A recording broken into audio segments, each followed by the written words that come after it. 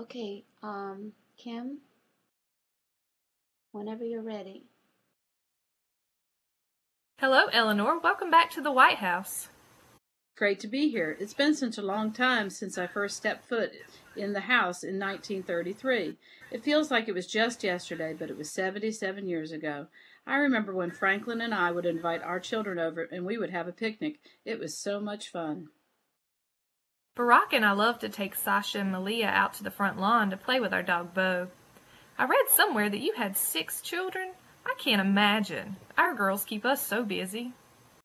Well, by the time we came to the White House, our children were grown, but we used to take our grandchildren outside on the same lawn to play also. It is very important to remember that family comes first, even when you are the first family. I admired your relationship with your family. What was your most fond memory while you were here? I enjoyed being able to travel around the world. I remember going overseas to visit the soldiers during World War II. I've had the privilege of spending time with our troops as well. It is really heartwarming to see the pride that these men and women have for their country. It is sad to see that the United States is still at war. We thought that after World War II we would have some peace in our country. You would not believe some of the things you've missed. Our country has seen a lot of changes since you were at the White House. We were involved in the Vietnam War in the early 1960s, and on September 11, 2001, our country was tragically attacked by terrorists. Planes were flown into buildings in New York and into the Pentagon. It was a sad day in our history. These attacks triggered the war against terrorism that we're fighting right now. But on a more positive note, the entire world has seen advancements in technology. We now have computers that can think for themselves, and telephones that we can carry in our pockets. Our televisions have even become so small that we can hang them on the wall like pictures. Wow, that is crazy. I remember being excited about the first radio that I received in the 1930s. Things sure have changed. Speaking of change, I have a question I'd like to ask you.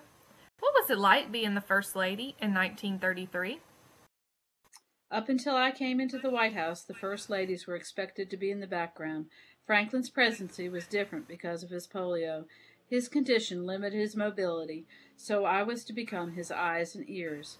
Many found this disturbing because this wasn't the typical First Lady duties. I truly enjoyed being so involved in decisions made to help our country.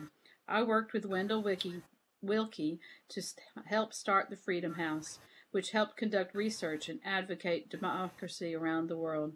I was also involved in the formation of the United Nations. It's pioneers like you who have paved the way for the rest of us. Because of your contributions to the world, I and other women have been able to make a difference.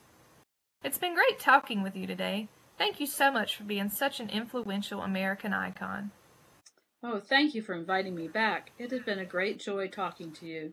The Roosevelt presidency was much like the Obamas. They had to deal with the Great Depression, much like we are facing today. Thank you. Thank you.